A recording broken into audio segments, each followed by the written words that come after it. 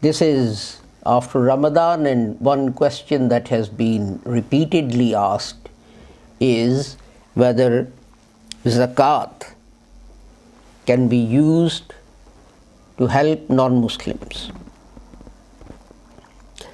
And the background to this one incident is this, that there was a doctor in Pakistan, and he was on emergency duty, and it was the middle of the night, and a man was brought in.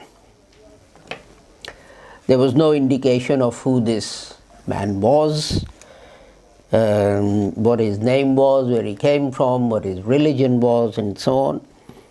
And the doctor immediately set about treating this man, and his life was in danger, so he took some medication from a cupboard which had medication that was donated for charitable use, and he used that medication to treat that patient. While he was doing that, a nurse came in and she recognized this man, and she saw that the cupboard was open, which had charitable donations, medicine bought with charitable donations, with Zakat to be specific, and she started fighting with the doctor. She said, I recognize this man, he is a Christian, and you have used medicines purchased with Zakat to treat this Muslim. So you have also become a kafir. And she reported him to the NGO, the non-governmental organization that had donated that Zakat, those medicines, and she reported him to the hospital administrator. There was a whole inquiry.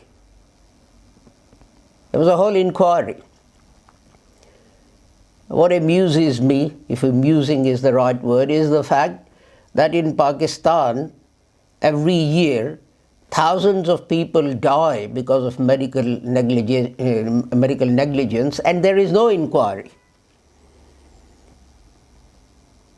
People just say it was God's will and end the matter. But this doctor uses some medicine purchased with Zakat money to treat a Christian, and there's an inquiry by the hospital administration.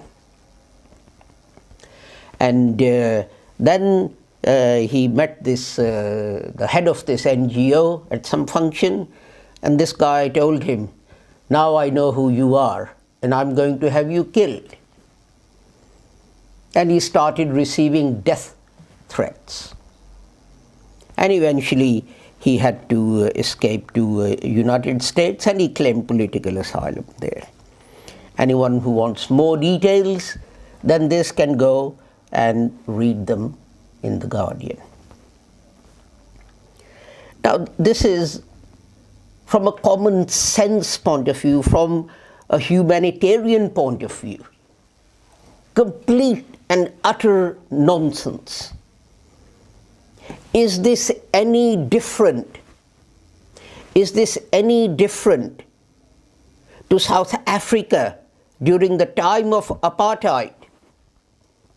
If a black person had gone in and he was dying and he needed blood, and the doctor opened a cupboard, took out a bottle of blood donated by a white person and gave it to that black person, or that Asian, or that Muslim.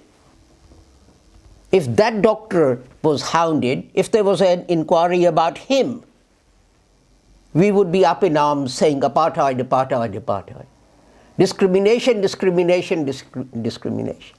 Look at these Christians. They killed a black person, they killed a Muslim, or whatever this man's religion may be. But when we do the same thing, we try and justify that. So let us look at what the Holy Quran has to say about this. And we start with chapter 9, verse 60, which says, إِنَّمَا الصَّدَقَاتُ لِلْفُقَرَاءِ وَالْمَسَاكِينِ وَالْعَامِلِينَ عَلَيْهَا وَالْمُؤَلَّفَةِ قُلُوبُهُمْ وَفِي الرِّقَابِ وَالْغَارِمِينَ وَفِي السَّبِيلِ اللَّهِ وَابْنَ السَّبِيلِ فَرِيدَةً مِّنَ اللَّهِ وَاللَّهُ عَلِيمٌ حَكِيمٌ. Zakat, this is in brackets. The actual word is charity. Sadaqat. Charity, zakat, is only for the poor and the needy and those employed for its administration, and those whose hearts are made to incline to the truth, and to free the captives and those in debt, and in the way of Allah, and for the wayfarer, an ordinance from Allah, and Allah is knowing and wise. I want to come back to this verse of the Holy Quran in a minute, but I want to recite the other verse of the Holy Quran, which is in chapter 60, verse 8. La yanhakumullahu anil ladhina lam yuqatilukum fid dini wa lam yukhrijukum min diyarikum an tabarruhum wa tuqsitu ilayhim innallaha yuhibbul muqsitin. And Allah forbids you not respecting those who fight you not for religion, nor do they drive you away from your homes. Show them kindness, deal with them justly. Surely Allah loves the doers of justice. Now here, God is saying that those who don't persecute you, those who don't drive you away from your homes, these are obviously non-Muslims. God says, show them kindness and deal with them justly. And look at the other one, other verse I recited. Charity is only for the poor and the needy. Would you not be being kind to a non-Muslim who is needy, who is hungry, who is in debt, if you gave them something from zakat that had been contributed? There is nothing in Islam, and my definition of Islam is primarily the Holy Quran, then the Sunnah, then the Hadith, that stops us from doing this. Everything else that people quote, oh Imam, this one said this, well, Imam XYZ is not God. Imam XYZ is not a prophet. The Holy Quran was not revealed to this Imam. The Holy Quran was not explained to this Imam by the Holy Prophet Muhammad sallallahu alaihi wasallam. Yes, They studied the Holy Quran, etc., and they came to a conclusion. But it is not un-Islamic to disagree with their conclusion. But let us look at the life of the Holy Prophet Muhammad himself. One of the categories that is given here, and those whose hearts are made to incline to the truth. So this is not Muslims.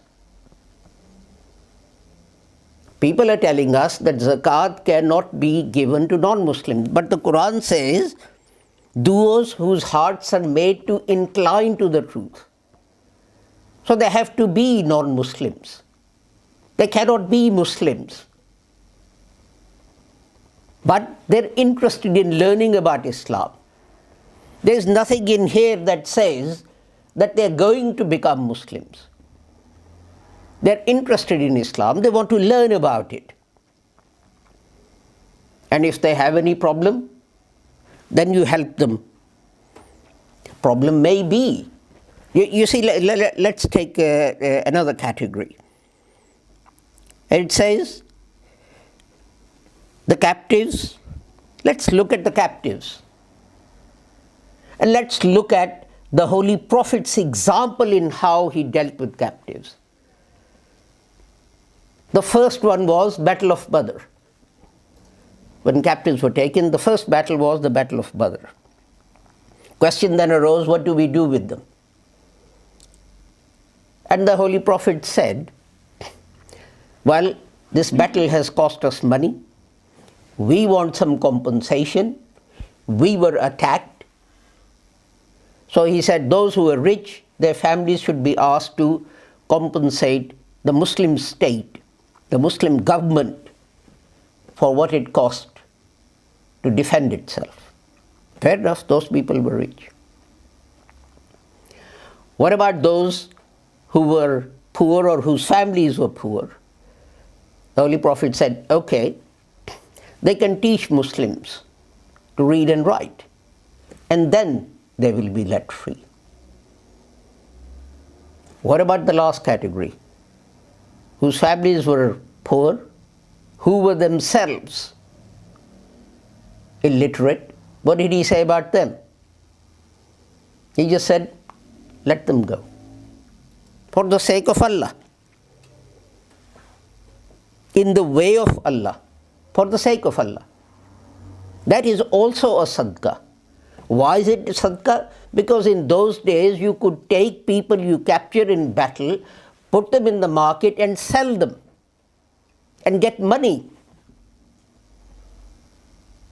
But the Holy Prophet didn't do that. He said, just let them go. This is a type of sadaqah. And for the wayfarer, I've skipped one, those in debt, and for the wayfarer. So what are you going to do? And this actually happens in Islamic countries. What I'm about to describe to you does actually happen in Islamic countries. There was a flood, and non-Muslims sent medication for Muslims to be treated, because the majority of people in that country were Muslims. And doctors, non-Muslim doctors, went there to treat Muslims. And a Hindu doctor who works in the UK, he told me that he was put with this group to go into villages to treat people, and the leader of his group was going round saying, recite the kalima.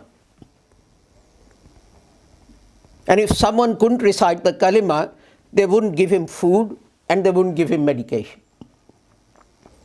Is this what the Quran is telling us to do? It's saying respect them. It's saying be kind to them. Is this what we are doing? And not only that,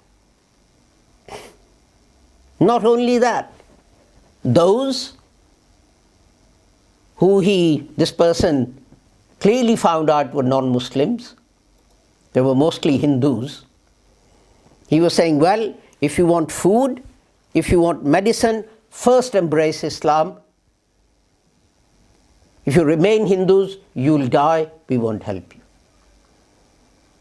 And this Hindu doctor had taken 2 weeks unpaid leave and gone out to treat those people, and he was hearing this. What impression do you think he formed of Muslims and Islam and Islamic countries? Do you think he thought, oh, Islam is a wonderful religion, everyone should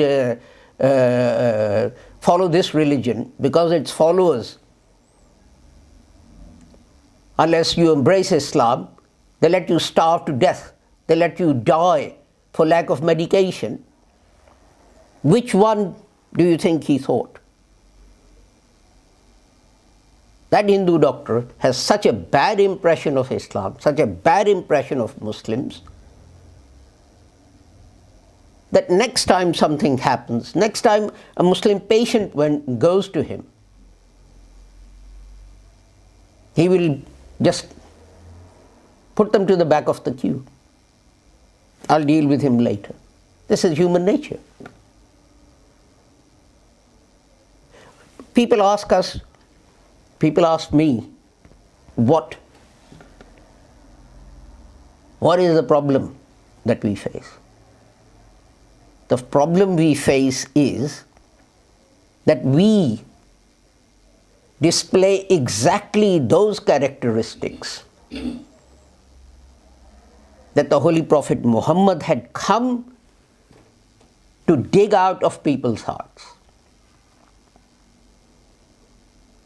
There's an incident when a very famous companion said to another, "O you son of a slave woman," I think he said, or low caste woman, something like that. And the Holy Prophet, when this was reported to him, his face went red with anger. And he called this illustrious companion and he said, "You still have a seed of the day of ignorance in your mind and in your heart." Why? Because you don't deal with people in accordance with their ability and qualities. You think just because someone's mother or father are slaves or poor workers, cleaners, this somehow lowers their dignity, their status. And we see this in Pakistan. We see this in Pakistan. There's a lady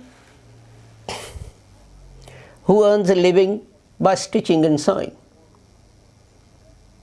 She couldn't find a suitable person to marry her daughter. Why? And the answer she invariably got was this: well, when people come and ask us, which family does your wife belong to?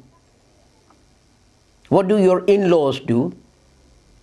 What will we tell them? That she stitches people's clothes and earns a living by doing that? So do you think this is a very honorable attitude? People have no problem. People have no problem when someone says, well, he's a drug smuggler. Oh, has he got a big house? Has he got a Mercedes? Will he build my daughter or son a separate bungalow, a house in Islamabad, or bury it out or somewhere? Well, drug smuggling is fine. You have to do something to earn a living, don't you? Or any other crime. He takes bribes. Oh, that's okay. You have to live in this country. This is all over the newspapers. But our restrictions come, when do they come? When it's distribution of zakat. Then it's important. Our restrictions come, when do they come?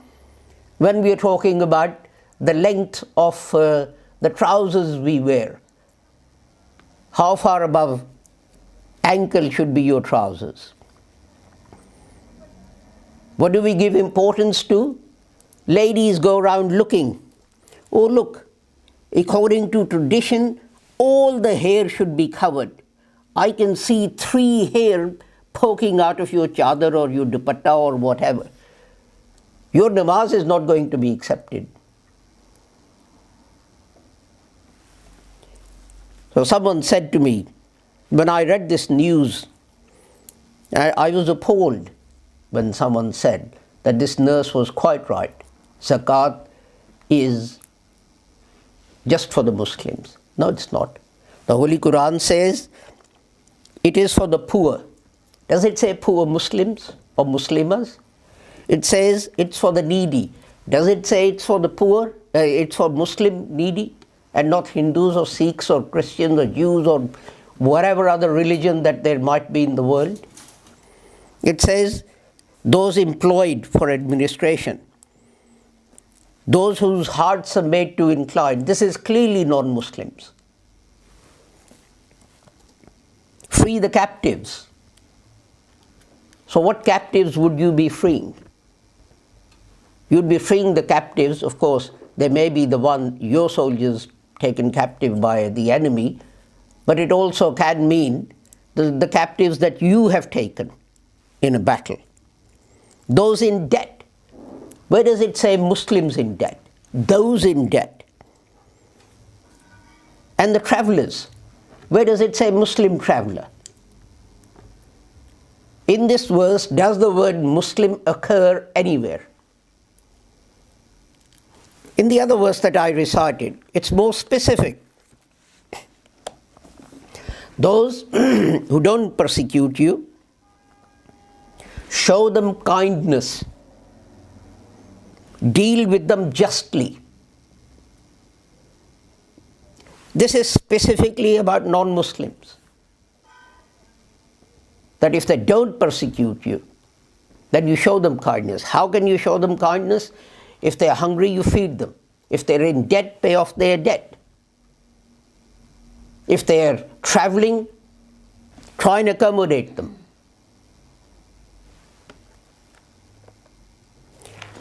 That was the whole point, that God raised a mujaddid in the last century.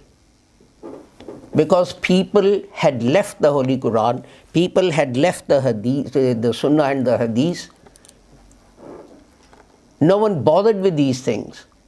They just said, this Maulvi said that Imam said that Allama said this is enough for us. And Hazrat Mirza Ghulam Ahmad Sahib, Rahmatullah alayh, Hazrat Masih Maud alayhi salam, he took us back to the Holy Quran. He took us back to the practice of the Holy Prophet Muhammad. And it is for us to keep on repeating and reiterating what Hazrat Masih Maud alayhi salam taught us, and the interpretation of Islam, the only interpretation that is acceptable and that will be successful in this time and in this age.